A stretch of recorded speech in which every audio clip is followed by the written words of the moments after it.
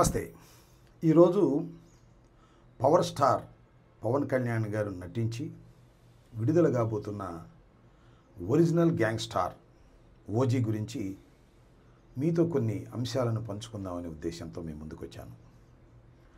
ఇప్పుడు రాష్ట్రంలో సినిమా అభిమానులు, అదేవిధంగా రాజకీయ అభిమానులు కూడా ఓజీ విజయవంతం అవుతుందా లేదా అనే దానికోసం ఎదురు చూస్తున్నారు.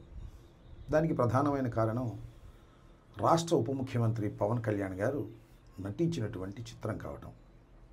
దానితో పాటు ఇంతకుముందు రిలీజ్ అయినటువంటి 2 చిత్రాలు, అది బ్రో కానివ్వండి, హరిహర వీరమల్లు కానివ్వండి, అనుకున్నంత విజయాన్ని సాధించలేకపోవడం వల్ల ఈ ఒరిజినల్ గ్యాంగ్స్టార్ చాలా ప్రతిష్టాత్మకంగా తీస్తున్నటువంటి చిత్రం కాబట్టి ఇది ఏ విధంగా ఆడుతుంది అనేది అందరిలోనూ చిన్న ఉత్కంఠత ఉంది. రేపు 25వ తారీఖు అంటే 24వ తారీఖు అర్ధరాత్రి 1 గంటకు ఈ చిత్రం రిలీజ్ అవుతుంది.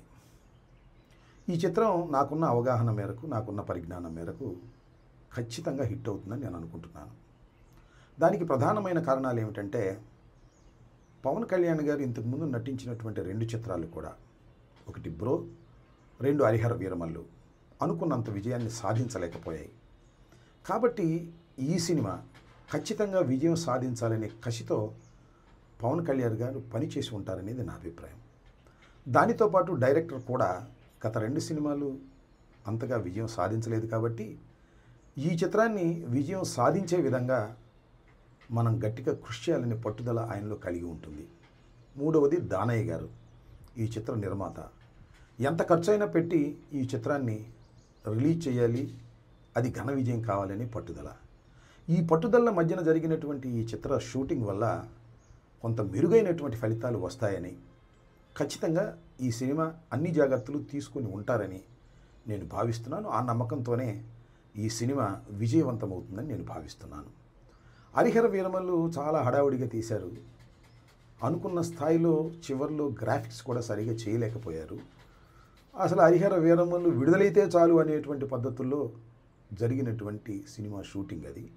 ఇదేమో పవన్ కళ్యాణ్ గారు తన రాష్ట్ర బాధ్యతల్ని, ఉప ముఖ్యమంత్రి బాధ్యతలను కూడా పక్కన పెట్టి దీని మీద కాన్సన్ట్రేట్ చేశారు కాబట్టి ఇది విజయవంతం ఖచ్చితంగా అవుతుందనేది నాకున్న అభిప్రాయం. అవ్వాలనేది కూడా నా కోరిక. ఎందుకంటే సినిమాలు, పవన్ కళ్యాణ్ గారు నటించినటువంటి సినిమాలు విజయవంతం కాకూడదని కోరుకోవాల్సిన అవసరం మాకు లేదు. రాజకీయంగా ఆయన మీద మాకు ప్రత్యర్థి కాబట్టి మాకు కొన్ని విమర్శలు ఉంటాయి కాబట్టి విమర్శలు చేస్తాం. అవి కూడా సద్విమర్శలే చేస్తాం. ఇక్కడ కూడా నేను ఒక విమర్శ చేయాలని అనుకుంటున్నాను.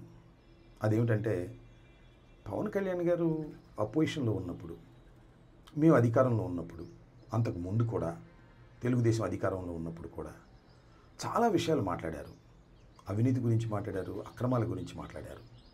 నేను ఇవాళ మనవి చేస్తున్నా, పవన్ కళ్యాణ్ గారు మీరు ఉప ముఖ్యమంత్రిగా ఉన్నప్పుడు మీరు నటించినటువంటి చిత్రం రిలీజ్ రోజున 1000 రూపాయలు మీరు టికెట్ పెట్టారే, ఇది అవినీతి కాదా? ఇది అధికార దుర్వినియోగం కాదా అనేది నా ప్రశ్న. సరే, దులపరించుకుపోతానంటే నేను చేయగలిగింది ఏమీ లేదు. పవన్ కళ్యాణ్ గారు అపోజిషన్లో ఉన్నప్పుడు లేదా ముఖ్యమంత్రిగా కానప్పుడు, ఉప ముఖ్యమంత్రి కానప్పుడు చాలా విషయాలు చెప్పారు, నీతి గురించి, అవినీతి గురించి.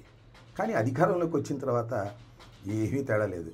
తెలుగుదేశం ఎంత అవినీతికరమైన రాజకీయ పార్టీనో, నేను కూడా దాంతో పోటీపడి అవినీతి చేసుకునేటటువంటి వ్యక్తిని అనేటువంటి భావన కలిగే విధంగా రాష్ట్ర ప్రజానీకానికి మీరు కలిగిస్తున్నారు. 1000 రూపాయలు టికెట్ పెట్టి మీ సినిమాను రిలీజ్ చేసుకోవటం అంటే ఎంత స్వార్థపూరితమైనటువంటి అంశం అండి? నాకు తెలియక అడుగుతాను.